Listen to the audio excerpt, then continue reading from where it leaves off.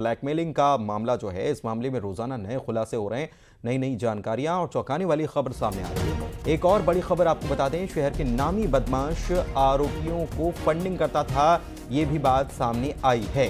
SIT आरोपियों की funding connection की भी जांच अब करने वाली है, क्योंकि आरोपी फरहान अली साद महंगी लाइफस्टाइल वो जीते थे और फरहान के पास 3 लाख की स्पॉट बाइक भी और महंगी घड़ियों का भी शौक अली रखता था और लड़कियों को महंगे होटल ले जाने की बात भी सामने आई है। तो ये चीज़ें जो सामने आई हैं, इसके बाद एक बदमाश फंडिंग करता था, ऐसी खबरें भी हैं और अब इस मामले को लेकर पूरी जांच जो है उसका में एक नया एंगल निकलकर सामने आया है। शैलेंद्र भदौरिया भोपाल से हमारे संवाददाता हमारे साथ लाइव जुड़े हुए हैं, सीधे उनके पास चलते हैं। शैलेंद्र, एक के बाद एक बड़े खुलासे, नए खुलासे हो रहे हैं और अब तो ये भी पता चला है कि लैविश लाइफस्टाइल यहां पर बदमाश जीता था और उसको बाकायदा इसके लिए कहीं से फंडिंग मिल रही थी। बिल्कुल पुनीत, आपने ठीक कहा कि इन लोग जो आरोपी हैं उनकी लाइफ स्टाइल अब उनके लिए परेशानी का सबब बन गई है, क्योंकि देखिए जिस तरीके से पुलिस ने इनका बैकग्राउंड खंगाला तो ये बेहद सामान्य परिवार के हैं। किसी का पिता एक पानी की दुकान चलाता है, तो किसी का पिता ऑटो रिक्शा चलाता है, तो कोई मैकेनिक का काम करता है। आखिर उनके बच्चे इतने महंगे शौक कैसे कर रहे थे? 3 लाख की स्पोर्ट बाइक की बात हो, महंगी घड़ियों की बात हो या महंगे फोन की बात हो। इसके साथ ही ये बात भी निकलकर सामने आई कि जिन लड़कियों को टारगेट बनाते थे उनको महंगे होटलों में पार्टी के लिए बुलाते थे या लेकर जाते थे। तो ये अब कहीं ना कहीं इस तरफ इशारा कर रहा है कि कोई ना कोई है इनके पीछे जो इनको फंडिंग कर रहा था और उसी फंडिंग के आधार पर ये पूरा गैंग जो है वो संचालित हो रहा था। चाहे वह फरहान की बात हो, अली की बात हो या साद, ये जो 3 प्रमुख आरोपी हैं इनकी तरफ से काफी अच्छी और लाइफ स्टाइल जी जा रही थी और इन्होंने खुद पूछताछ में इस बात को कबूल किया है, क्योंकि कई जगह होटल्स के इन्होंने नाम बताया कि उन होटल्स में पार्टी कराने के लिए जाते थे। अली के पास से बाइक भी बरामद हुई है, महंगे फोन भी बरामद हुए। तो अब एसआईटी की टीम जो है उस एंगल पर जांच करना शुरू कर चुकी है कि आखिर कौन व्यक्ति है इनके पीछे जो इनको लगातार पैसे उपलब्ध करा रहा था। और पैसे उपलब्ध करा रहा था तो इसका सीधा सा मतलब है कि वो इस पूरे गिरोह का मास्टरमाइंड है। बिल्कुल ये टारगेट करके ये कहा जा रहा होगा इनको कि पैसे हम देंगे, लेकिन आप हिंदू लड़कियों को फंसाइए और उनके इस तरीके की अश्लील वीडियो बनाइए। देखिए 2 दिन पहले ये बात सामने निकल कर आई थी कि अबरार और नबील जो है वो इन लड़कियों के जो वीडियो शूट किए गए थे उनको पोर्न साइट पर बेचने की तैयारी में भी थे। तो कहीं एक बड़ा गोरख धंधा तो नहीं चल रहा था कि इस तरह की हिंदू लड़कियों को पहले फंसाया जाए, उसके बाद उनके साथ सेक्स और गैंगरेप जैसी घटनाएं की जाए और उसके बाद उनकी वीडियो बनाकर जो है वो पोर्न साइट को बेचे जाएं। तो शायद वो ऐसा तो नहीं है कि वो पैसा इसीलिए इन्वेस्ट कर रहा था कि जब ये वीडियो बेचे जाएंगे उससे जो रकम आएगी उससे वो अपनी भरपाई करेगा। तो एसआईटी अब इस पूरे मामले को लेकर अलग अलग एंगल पर जांच कर रही है। हालांकि न केवल एसआईटी, सूत्रों की माने तो केंद्र की एजेंसियां जो है वो भी इसमें अब लगातार नजर बनाए हुए हैं। भोपाल पुलिस से वो लगातार संपर्क में है, क्योंकि बड़ी घटना सामने हुई है। कुछ वीडियो जो सामने आए हैं पुलिस को जांच में, जो वीडियो मिले हैं उनकी कुछ संख्या पता चल पाई है? क्योंकि अभी तक एक एक करके जो इस मामले में पीड़िताएं सामने आई हैं उससे ये भी पता चल पाएगा कि कितनी लड़कियों को इन्होंने उनको मॉलेस्ट किया है और उसमें से कितनी लड़कियां अभी सामने आ पाई हैं। देखिए बिल्कुल मैं आपको बता दूं कि जो जानकारी लगी थी उसके अनुसार फरहान जो इसका सबसे मुख्य सरगना था उसके पास से लगभग 15 से 20 वीडियो जो है उसके मोबाइल में जब्त हुए थे। और जिसके साथ ही जब अली को उसकी गर्लफ्रेंड के यहाँ से गिरफ्तार किया गया था तो गिरफ्तारी के पहले उसने अपने फोन का डाटा जो है वो डिलीट कर दिया था, लेकिन उसमें हिडन फोल्डर था जिसमें से 7 वीडियो पुनीत बरामद हुए थे और जिसमें यह पता चला था कि जो टॉर्चर भी लड़कियों को किया जाता था, उनके साथ मारपीट भी की जाती थी, उनको जबरन गांजा पिलाया जाता था, उनको जबरन मांस खिलाया जाता था, उनको धर्म परिवर्तन का दबाव भी बनाया जाता था। तो इस तरह के वीडियो भी इन आरोपियों के मोबाइल से अब तक पुलिस को बरामद हुए हैं। चलिए बहुत शुक्रिया, आप नजर रखिएगा, इस मामले में लगातार अपडेट सामने आ ही रहे हैं। बहुत शुक्रिया आपका इस जानकारी के लिए शैलेंद्र। और इसी मामले से जुड़ी हुई एक और बड़ी अपडेट, बड़ी खबर आपको बता दें कि लोग अब इस घटना के सामने आने के बाद काफी गुस्से में नजर आ रहे हैं। भोपाल में अभी तक का सबसे बड़ा विरोध प्रदर्शन होने की तैयारी है। राजधानी में एक साथ 26 जगहों पर इस मामले को लेकर लोगों में जो गुस्सा है इसको लेकर प्रदर्शन किया जाएगा। और आज शाम 5 बजे रेप ब्लैकमेलिंग मामले के खिलाफ प्रदर्शन हो रहा है और अभी तक का सबसे बड़ा प्रदर्शन यहाँ पर ये कहा जा रहा है कि राजधानी की महिलाएं इसको लेकर विरोध प्रदर्शन करने वाली हैं और महिलाएं ही इसका नेतृत्व भी करेंगी।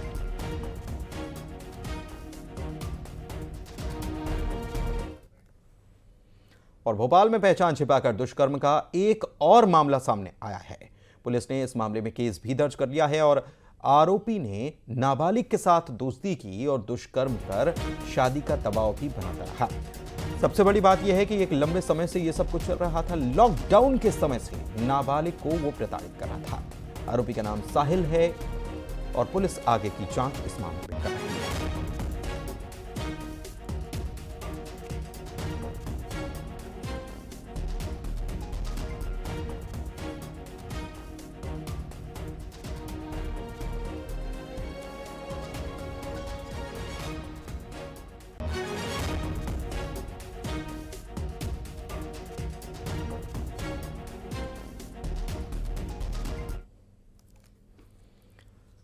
इधर बिलासपुर पुलिस ने डॉक्टर कैम को गिरफ्तार कर लिया है। सरकंडा पुलिस ने कैम को रिमांड पर लिया है। फर्जी डॉक्टर कैम को लेकर बिलासपुर पुलिस रवाना हो चुकी है। बता दें आपको कि आरोपी डॉक्टर दमोह की जेल में बंद था और कैम के इलाज से कई मरीजों की मौत हो चुकी है और छत्तीसगढ़ में भी मामला सामने आया था। अपोलो अस्पताल में डॉक्टर कैम यहां सेवाएं दे रहा था, तो इसी मामले को जांचने के लिए छत्तीसगढ़ की पुलिस भी एक्टिव थी और बिलासपुर पुलिस ने अब डॉक्टर कैम को अपनी गिरफ्त में लिया है और सरकंडा पुलिस ने कैम को रिमांड पर लिया है। बिलासपुर लेकर रवाना हो चुकी है पुलिस। और डॉक्टर कैम जो है, आरोपी डॉक्टर जो है, ये दमोह की जेल में बंद था और इसके इलाज की वजह से कई मरीजों की मौत हो चुकी है। जांच हुई थी तो इसमें इसकी डिग्रियां भी फर्जी पाई गई थी।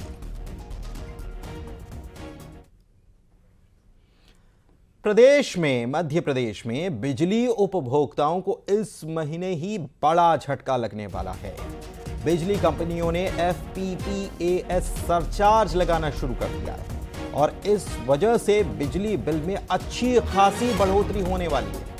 पिछले महीने FPPAS 0.75% था और इसे बढ़ाया भी, देखिए कितना गया है, 0.75 से बढ़ाकर 3.92% कर दिया गया है और इसीलिए इस महीने का बिल पिछले महीने के मुकाबले में बहुत बढ़ा हुआ आने वाला है।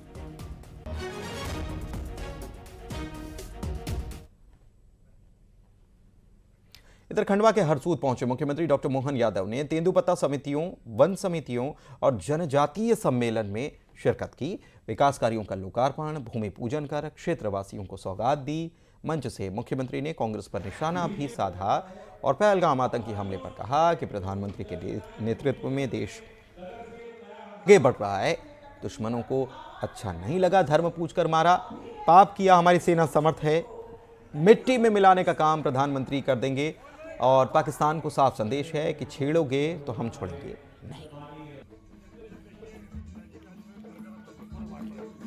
भारत कितनी तेज गति से आगे बढ़ रहा था, हमारे दुश्मनों को हजम नहीं हो रहा था, उनको लगा कि भारत कहां से कहां जा रहा है।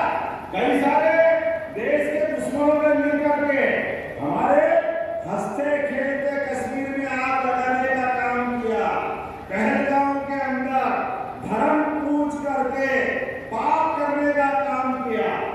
पति पत्नी आराम से बगीचे में घूम रहे, अपने भगवान का नाम लेकर के कश्मीर, कश्यप ऋषि का वो कश्मीर आज आनंद में डूबा हुआ था, लेकिन उसकी आनंद की छवि को बिगाड़ने का काम आतंकवादियों ने किया। याद रखना, हमारी सेना समर्थ है, यशस्वी प्रधानमंत्री सभी दुश्मनों से निपटने में सक्षम है। जिन ने गलत काम किया है उनको मिट्टी में मिलाने का काम प्रधानमंत्री नरेंद्र मोदी करेंगे। रायपुर से खबर है, दिनेश मिरानिया के परिवार को आर्थिक मदद दी गई है। दिनेश मिरानिया के परिवार को 20 लाख रुपए की आर्थिक मदद पहुंचाई गई है। पहलगाम आतंकी हमले में दिनेश मिरानिया की भी हत्या कर दी गई थी, उनकी भी मृत्यु हुई थी और मुख्यमंत्री ने सोशल मीडिया पर पोस्ट किया है, इसकी जानकारी दी है और मुख्यमंत्री ने एक्स पर पोस्ट करते हुए जिक्र किया है, बताया है कि पूरा प्रदेश इस दुखद घड़ी में मिरानिया परिवार के साथ है। आतंकवादियों के इस घृणित कार्य को अंजाम जो दिया, उन्हें सजा जरूर दी जाए।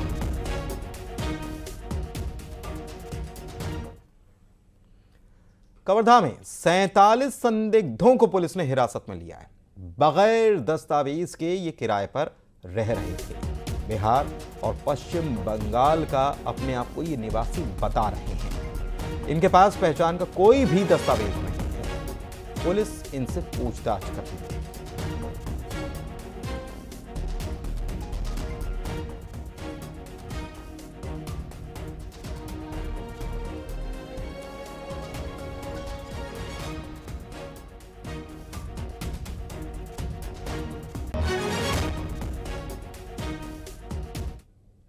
वेरिफिकेशन किया जा रहा है तथा इनसे ये भी पूछा जा रहा है कि ये कब से यहाँ रह रहे हैं, जिसमें कई लोग बिहार के, बंगाल के और देश के विभिन्न प्रदेशों के अपना होना बता रहे हैं। इसकी भी हम वैधता की जांच कर रहे हैं। संबंधित थानों से भी इनका रिकॉर्ड वेरिफिकेशन कराएंगे। छत्तीसगढ़ में 16,000 एनएचएम कर्मचारी हड़ताल पर चले गए। रायपुर में हड़ताली कर्मचारियों ने प्रदर्शन किया। ये लोग परमानेंट करने की मांग कर रहे हैं। इनको 2 महीने से वेतन नहीं मिला। इनके हड़ताल पर जाने से स्वास्थ्य सेवाओं पर असर पड़ा है।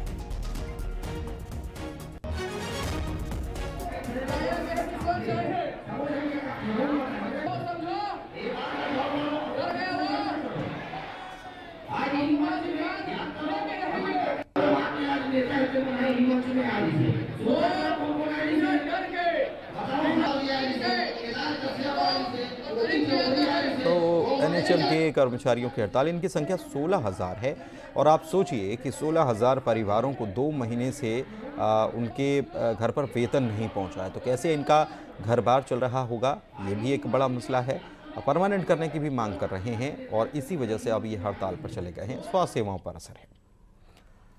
अगर हम ये कहें कि वेडिंग डेस्टिनेशन है अस्पताल और दूल्हे राजा बैंड बाजा बारात लेकर पहुंच गए अस्पताल।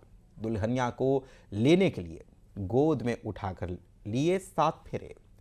एक विवाह ऐसा भी, देखिए इस रिपोर्ट में।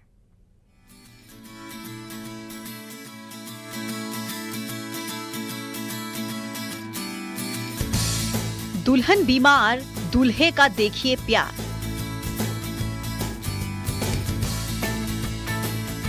गोद में दुल्हन, दूल्हे ने लिए 7 फेरे।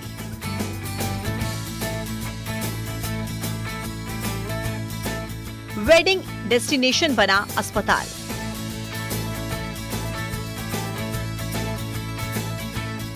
दिल वाला दुल्हनिया ले गया।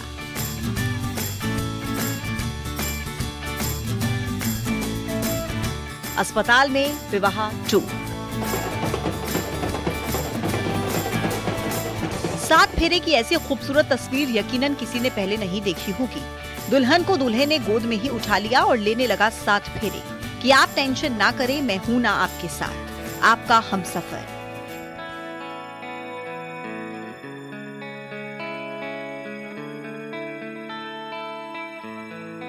सारी रस्में ऐसे निभा रहा है दूल्हा और सब लोग कह रहे हैं दिल वाला दुल्हनिया ले गया।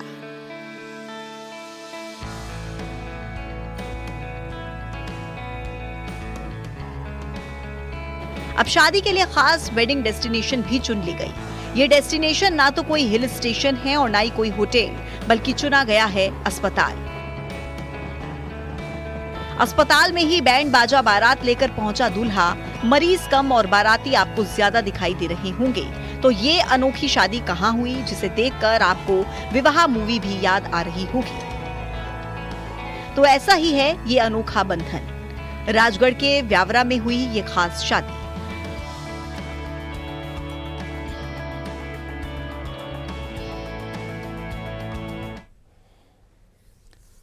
और इसी के साथ इस बुलेटिन में इतना ही। खबरें लगातार जारी हैं।